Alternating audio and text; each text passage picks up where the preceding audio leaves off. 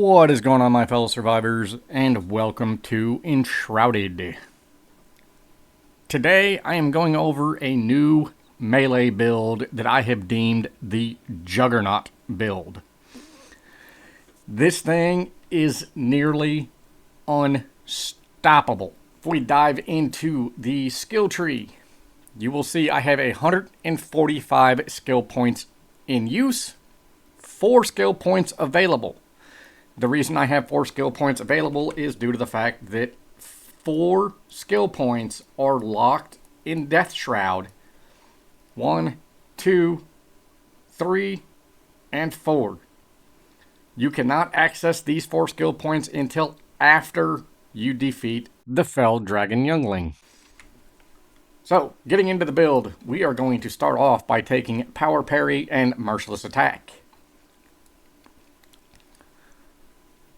followed by Constitution into Shiny Plates and Heavy Plates for the 20% reduced physical damage. Drop down for more Constitution into, yet again, more physical damage reduction. This one only applies when there are 3 or more enemies within 20 meters. These two are a straight physical reduction. Going to drop over here into the Strength node. Now, Nemesis and Arch Nemesis, you can drop these two if you are playing solo. However, if you play co-op, I tend to do both. So it's nice to have Nemesis and Arch Nemesis to keep the mobs off your party members. Pick up the Strength and Constitution node here. Down into Earth Aura, which again reduces your incoming damage by 10%, as well as reduces the damage of your allies by 10%. Thick Skin is a major one. You will gain 1 Constitution for every 2 levels of Flame. By the time you take on the dragon, your Flame level should be at 7. Coming from Update 3, you should be at Flame level 6 already. So that is an additional 150 hit points for that Constitution gain. Now, this is really what someone would ask, what am I doing? But this is part of what makes this build unstoppable.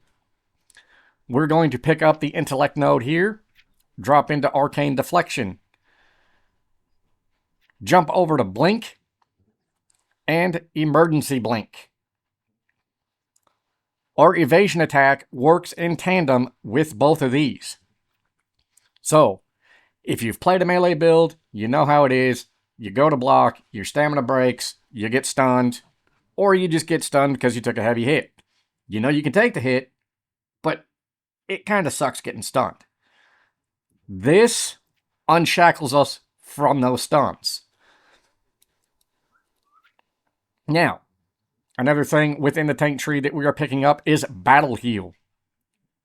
This is the lifeblood of this build. While you're in the thick of it, beating their faces in, you're sucking their life essence back to you.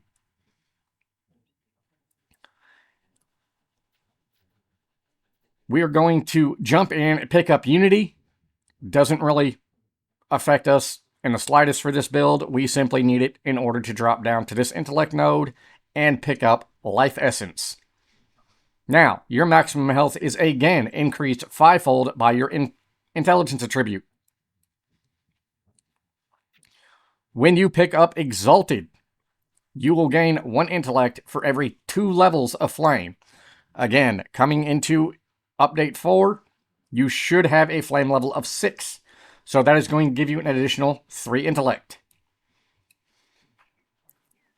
Jumping over into the Healer, we're grabbing this Intelligence node with Healer, Healer 2. So if you are running co-op and you have a dedicated healer, now not only are you healing yourself off of the damage you are doing, if you have a dedicated healer, they are healing you for 20% more. Drop down, grab this Intelligence node. Now, we are going to pick up Water Aura and Waters of Life. That is going to mean that not only are we offering our party a 10% physical damage reduction, we are passively healing them, unbuffed, for 8 points of damage every second. Now, 8 points of damage every second doesn't seem like a whole lot, but that could make or break a fight. Picking up the Giant Slayer hook and the grounding hook for this build is good.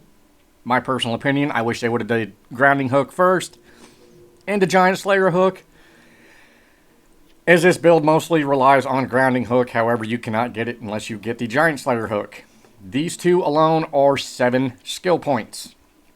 A little steep in my opinion. Again, Keen, if this happens to hit your page, can you please flip these around? That'd be fantastic. Now, going off of Glitch's Demolisher build, or Destroyer build, we are going to come up into the Ranger tree. Yes, I know, this is a little backwards for a melee build, but believe me, this thing can solo the Fell Dragon Whelpling with 0 issues. Granted, it does still require some health pots, but you are capable of sending the Shroud Meteors or Shroud Cannonballs back to him with your parry, as well as stay in the fight with the stun arrows. You are no longer going to be reliant on a ranger nor a caster to beat that dragon. And I know there's a cheese video out there, but please hold the cheese for me.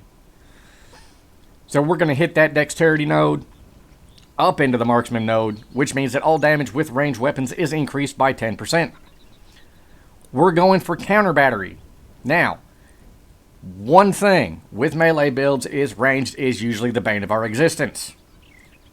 But with the ability to blink and evade attack, with that plus 15% damage to ranged enemies, they're going to be dead before they know what happened. Eagle's Bane, specifically for the dragon fight in the update 4. This thing helps get that stun bar filled. Into Ranger, we're going to get that 2 endurance, 2 dex, 5 stamina regen, plus 5 to critical chance and critical damage. That plays a major part into the next part of the build, which is where it is our bread and butter. Because we're going to come into the Warrior tree. 4, 1 into Constitution, straight into the Warrior's path. So when we're hitting them with any sort of melee, all our damage is increased by 10%. Drop down into Strength, make those hits count. We are picking up every single type of damage as far as melee should be concerned. That is your piercing damage, your blunt damage, and your cutting damage, all increased by 20%. Drop down to Veteran. When attacking with a melee weapon, your critical hit chance is increased by 10%. This is a must-have for this build to work properly. Because if we come over here, back to the battle heal, when dealing critical damage with your melee weapon, you heal 5% of your maximum health. Now, I personally run Sword and Board, so I use Swiftblade. If you wish to go into the two-handed, you will need to drop Nemesis and Arch Nemesis to pick up your heavy specialization, your Barbarian, and your Blood Rage. But I take Swiftblades and that extra point of Constitution. Coming up into the Barbarian tree, I'm going to grab that Strength node to make my hits be felt. We're going to grab that heavy-handed. That way when they're blocking, or they want to block, I'm going to fill that stun bar 20% faster. More strength, help get that job done. Another point for the Constitution. And we're going to go into Breach. Breach is not only good for your Enshrouded guys that like to block, and you can turn around and do your Merciless Strike that is then going to do 100% more damage because of Breach. The dragon fight, when you stun him, you can be on top of him within 3 seconds doing 100% more damage because his stun bar was full. Coming up here, we're picking up even more strength. Getting that jump attack just because it's nice to have to kind of do that AoE burst. I like to carry double jump just for terrain purposes, really. More strength, and then I go into finesse, where my one-headed melee weapons and daggers have a 20% chance not to lose durability. If you are doing the barbarian build, you can bypass that and probably go into vigorous deflection or place it into relentless. Now, there is steadfast. I've tried it with steadfast, but in all honesty, your weapon's taking way more than 1 durability damage per enemy. So it's easier to go with finesse to have that 20% chance not to lose the durability versus getting the 1 point of durability back.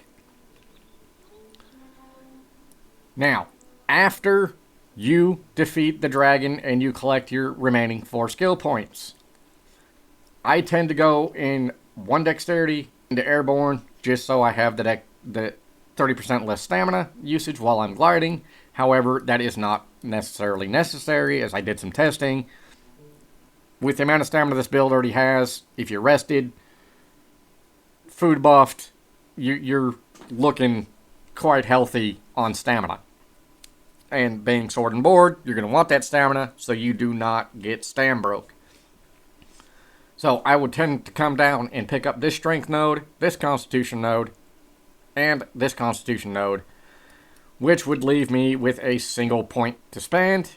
I'm going to throw it into dexterity or endurance just to give myself that little bit of extra oomph. You technically could pick up the opportunity, which increases your merciless attack and sneak attack by 100%. However, that is already pretty much covered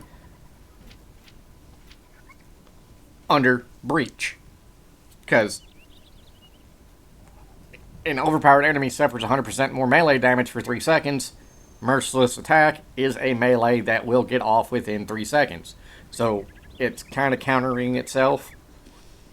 So I would not pick up opportunity. Now, one thing that you can do if you do not want to pick up the additional nodes, these 3 nodes, is simply come down and pick up Backstab Mastery. But Torch, I'm melee, I'm in front of them constantly. This is correct, however, with your evasion attack. If you blink out and blink back in, chances are that they have not fully rotated. So you will end up hitting them in the back for an additional 30% damage. Now, I actually am going to put on screen some footage of this build in action in the new Hallow Halls. Yes, I understand it's not like the standard Hallow Halls, but it is a massive group of level 35 mobs. You will watch my health go down and immediately come right back up without ever touching a health pot. I will also put in the 9-minute video, 9 minutes 41 seconds to be precise, of this build taking the dragon down. And when I did both of those, I still had the 4-point handicap just to make it fair for anyone wanting to use this build, solo, in a group, whichever. Now, as far as weapons are concerned, I am using the Dark Morning Star, which can come out of the new Hallow Halls off the dragon down in Lake Luma. It is a plus 42 piercing damage. Enduring, which increases my stamina regeneration by 1. Precise, that increases my critical hit chance by 5. Again, our critical hits are going to heal us while in combat. Second, Lumen Shade Axe. I believe I pulled this one out of the Hallow Halls, though it should have the same drop rate out of Lake Luma and off the dragon as well. 23 cutting armor, 28 shroud magic, and this one is a beast with 40% retaliation. Meaning that the more mobs that are beating on you, the more damage they're taking back. Because this returns 40% of the damage that you take.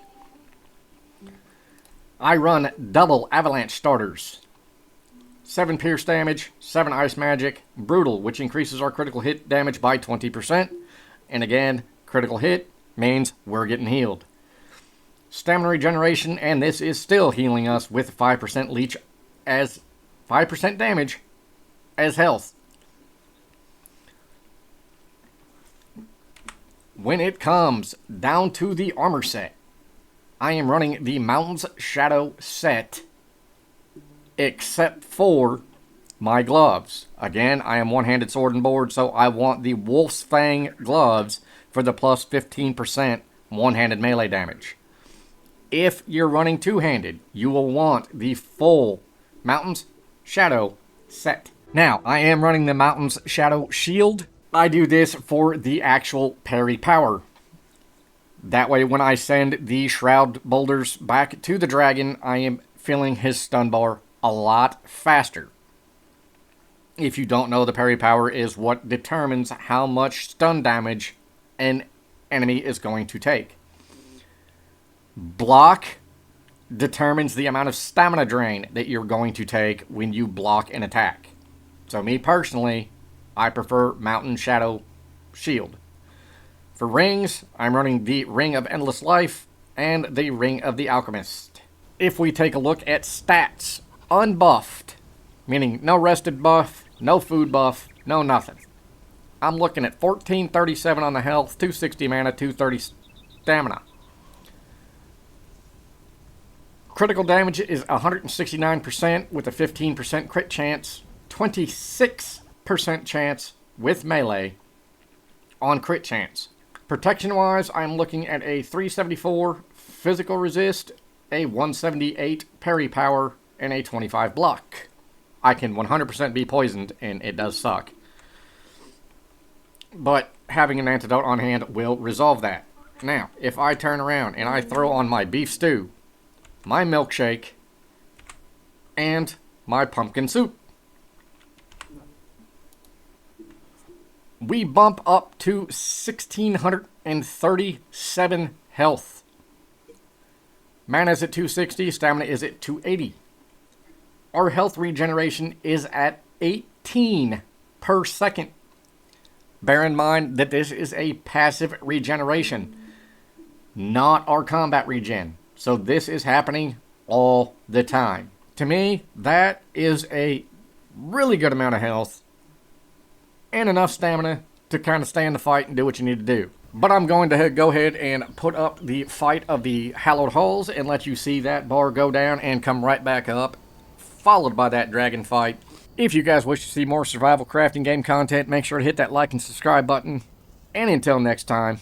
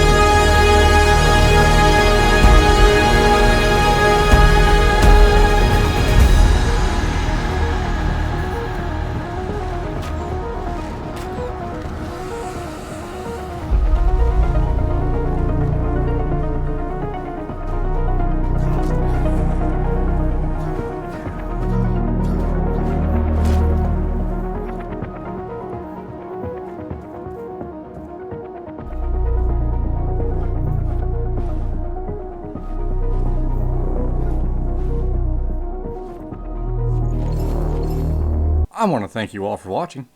Please like and subscribe if you enjoyed this video. Don't forget to check out our other content as well. Hope to see you all in the next one. Goodbye for now.